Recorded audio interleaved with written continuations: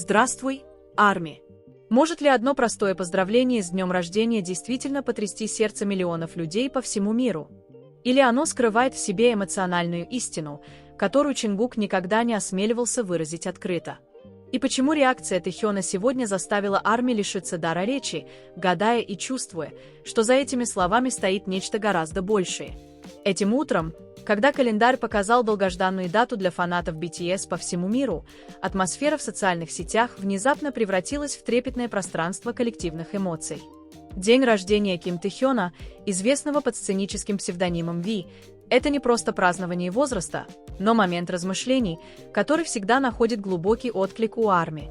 Однако никто не был по-настоящему готов к тому, что произошло несколько часов назад. Появляется сообщение. Не длинное, без преувеличений. Но каждое слово в нем ощущается как нажатие на секретную кнопку, которая была плотно заперта.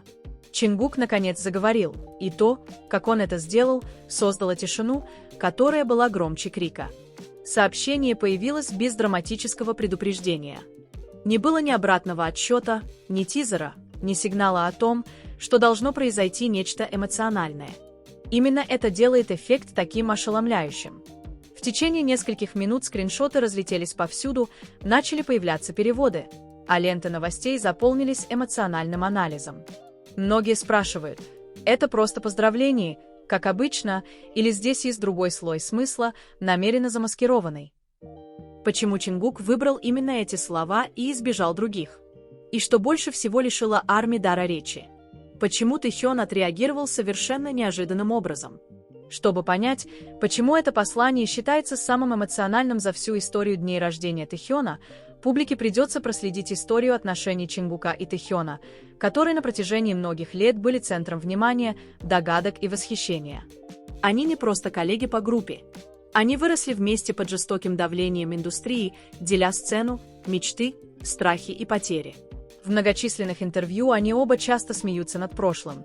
Но между этим смехом всегда повисает безмолвная пауза, которая никогда не объясняется до конца. Именно эта пауза сегодня ощущается как никогда реально.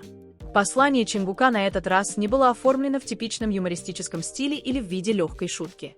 Тон был гораздо более спокойным, почти как в тщательно написанном признании, где каждое слово было взвешено, чтобы не ранить, но и не скрыть правду. Он не упоминает конкретные воспоминания напрямую, но на передний план выходят тонкие отсылки к долгому пути, к слишком быстро летящему времени и к чувствам, которые не всегда можно высказать, когда за тобой наблюдает весь мир. Для кого-то эта фраза может звучать знакомо, но для тех, кто следил за динамикой Чингука и Тэхёна более 10 лет, это предложение кажется приоткрытой дверью в эмоциональное пространство, которое так долго оставалось закрытым. Реакция Арми разделилась между шоком и молчанием. Немало было и тех, кто признался, что плакал, не зная точной причины. Кто-то посчитал сообщение слишком искренним для публичного поста. Были и те, кто увидел в этом форму эмоциональной зрелости, которую так долго ждали. Но одно неоспоримо – атмосфера изменилась. Нет привычной чрезмерной эйфории. Нет виртуальных ликований, которые обычно наводняют день рождения Тэхёна. Было лишь чувство коллективного трепета, словно каждый почувствовал, что только что стал свидетелем чего-то глубоко личного. Что сделало ситуацию еще более напряженной, так это реакция самого Тэхёна. Вместо того, чтобы ответить длинным текстом или радостным восклицанием, Тэхён выбрал короткий, почти минималистичный ответ.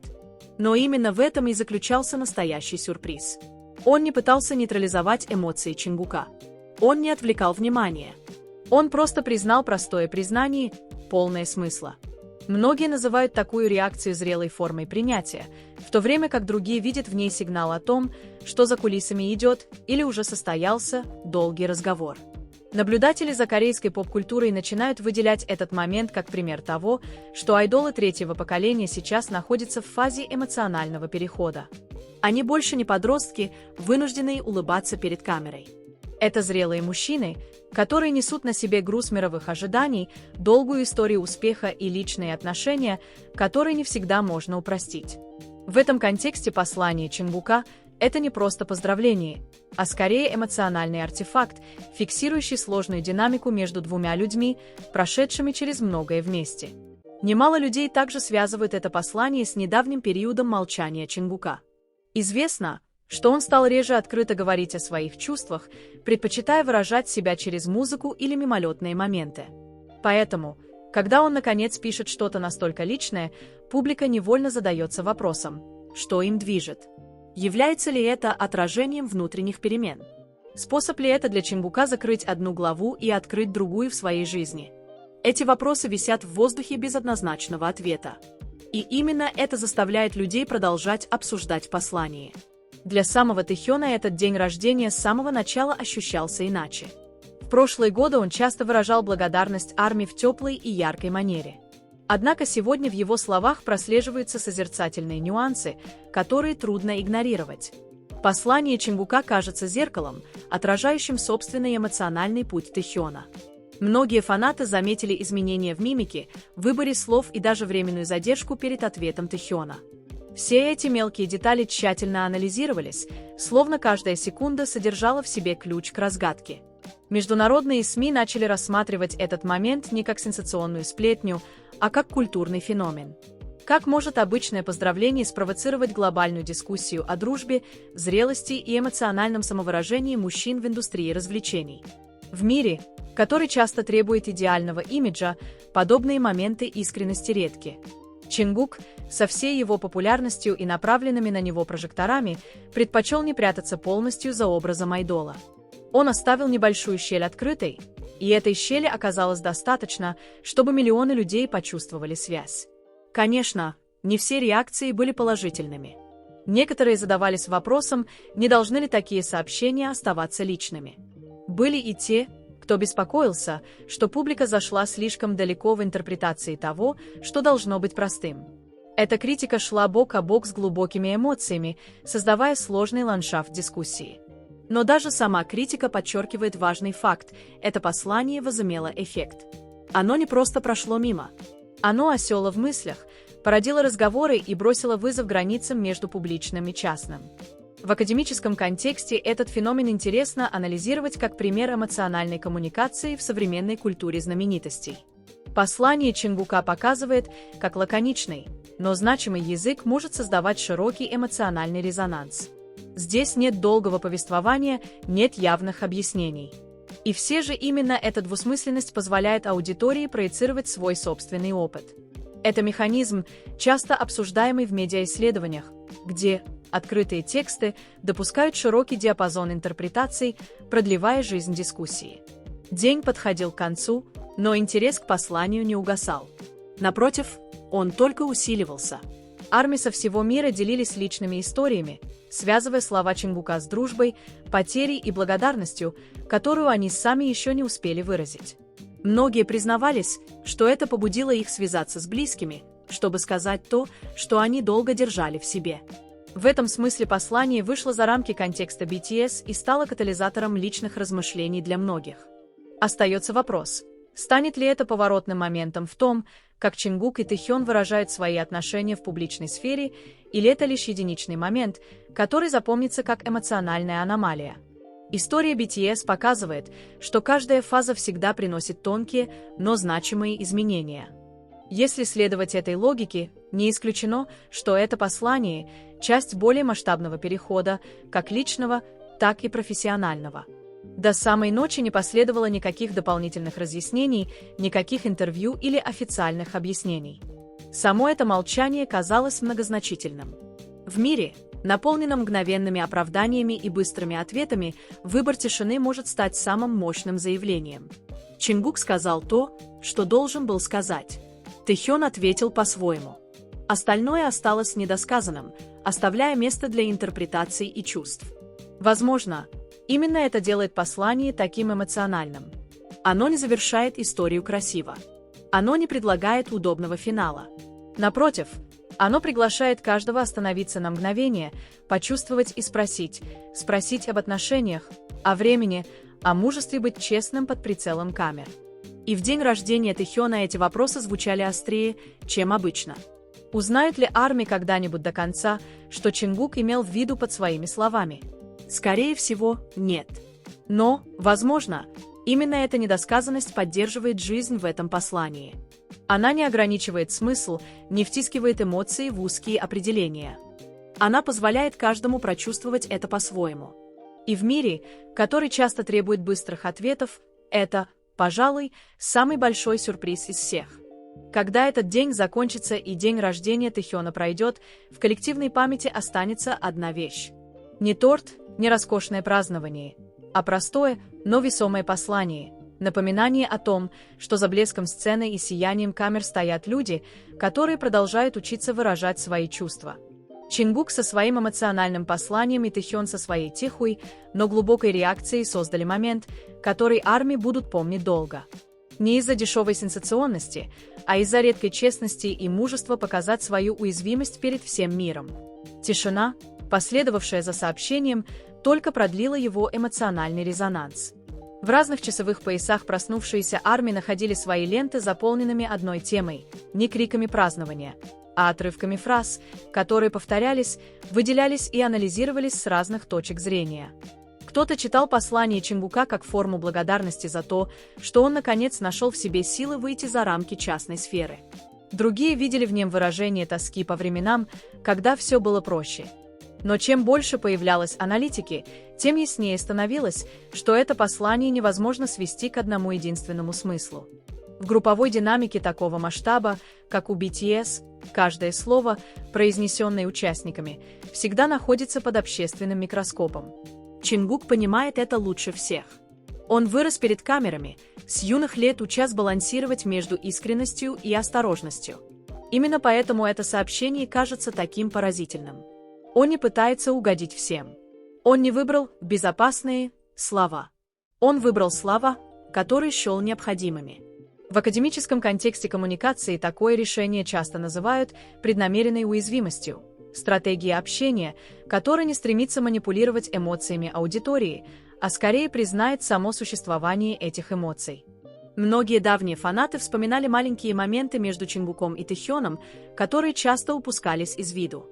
Мимолетный взгляд на сцене, подавленный смех за кулисами или молчание во время определенного интервью. Все эти кусочки пазла теперь сложились воедино, словно сегодняшнее поздравление. Это ключ, открывающий архив коллективной памяти.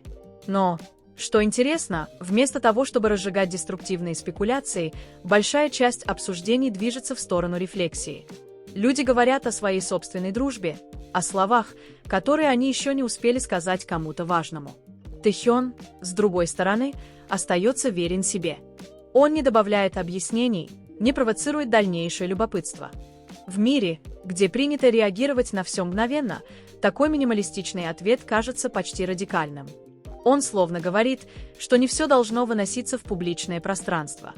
Такое отношение на самом деле подчеркивает глубину слов Чингука. Если послание было дверью, которая медленно приоткрылась, то реакция Тэхёна была решением не распахивать эту дверь настежь. Аналитики южнокорейской индустрии развлечений отмечают, что подобные моменты знаменуют важный сдвиг в отношениях между айдолами и фанатами. В прошлом эмоции часто упаковывались в одобренный менеджментом формат с безопасным и легким для восприятия повествованием. Теперь же более зрелое поколение айдолов начинает осмеливаться показывать свою эмоциональную сторону, которая не всегда бывает причесанной. Речь больше не идет об идеальном имидже, речь идет об аутентичности, которая иногда может быть неудобной. Послание Чингука стало ярким примером того, как подлинность может оказать более глубокое воздействие, чем контролируемое производство эмоций. Посреди всего этого армии оказались в уникальном положении. Они не просто зрители, но и часть этой эмоциональной экосистемы. Многие чувствуют свою сопричастность не потому, что им дали эксклюзивный доступ, а потому, что им доверили стать свидетелями честных моментов. Такое доверие не строится за одну ночь. Оно родилось из долгих отношений, наполненных музыкой, общением и общим опытом. Поэтому, когда Чингук решил поделиться эмоциональным посланием в день рождения Тэхёна, это ощущалось как негласное признание роли армии в их путешествии. Но за всей этой интерпретацией скрывается один слой, который часто упускается из виду, а именно контекст времени. Это послание появляется в тот период жизни, когда участники BTS находятся на важном перепутье, как индивидуально, так и коллективно.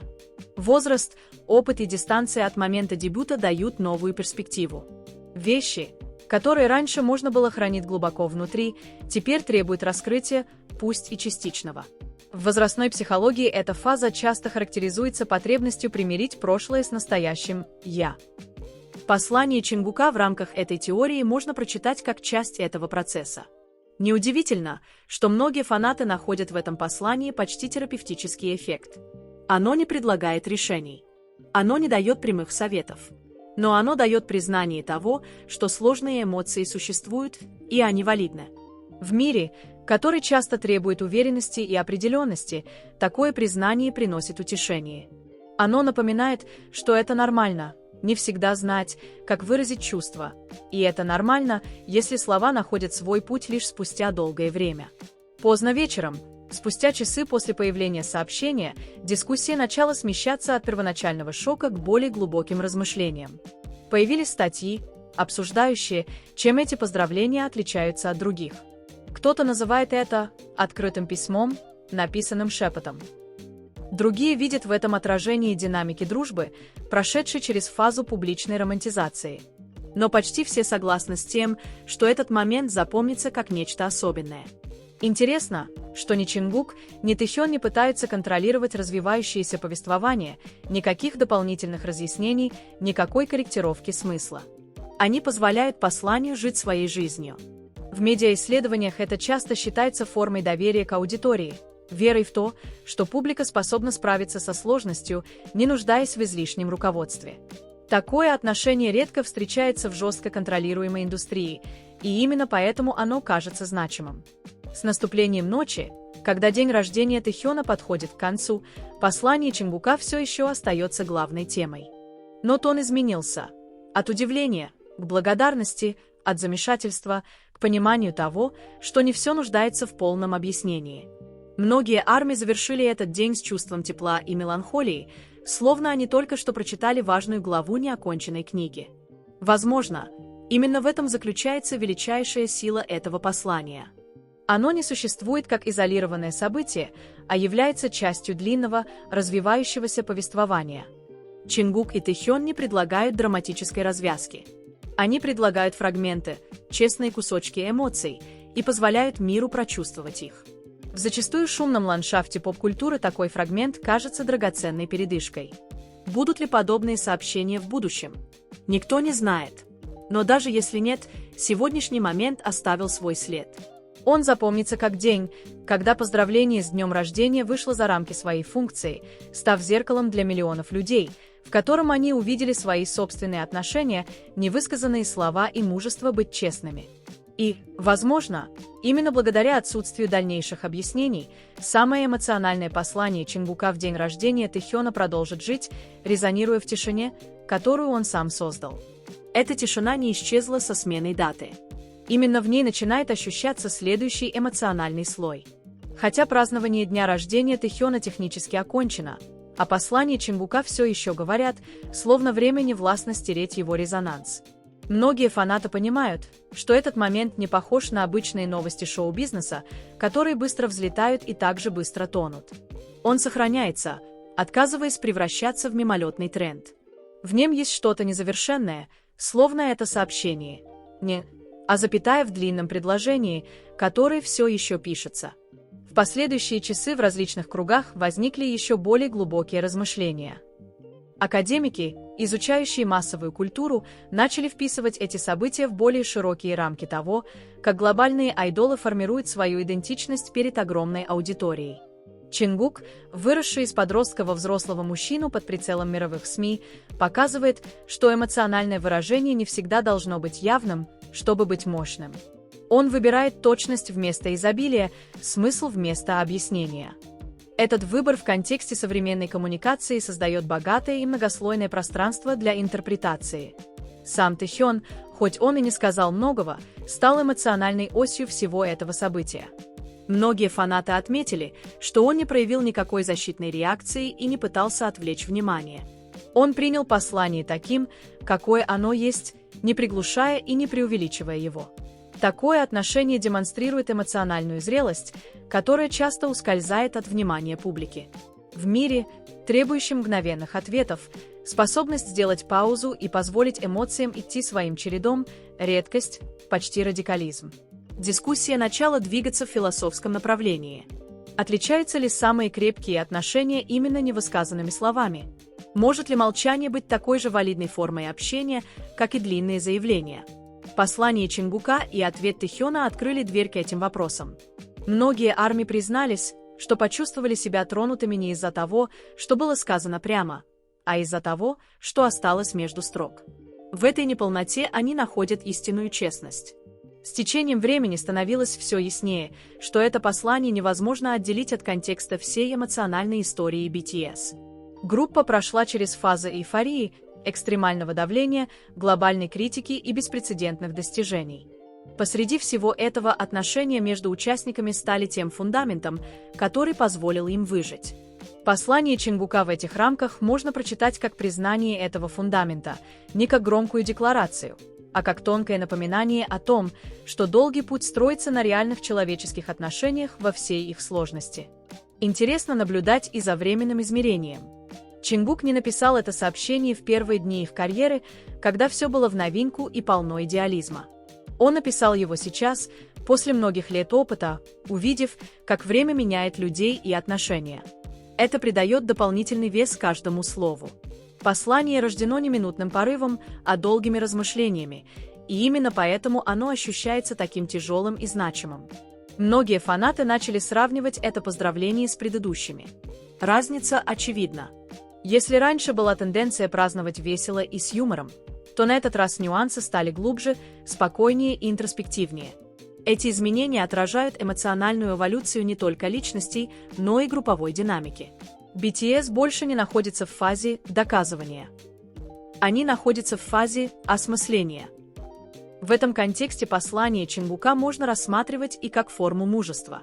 Мужество показать, что за огромным успехом стоят чувства, которые не всегда легко распутать. Мужество признать, что долгие отношения не всегда просты, но именно благодаря своей сложности они ценны. Это мужество, по мнению многих наблюдателей, является признаком артистической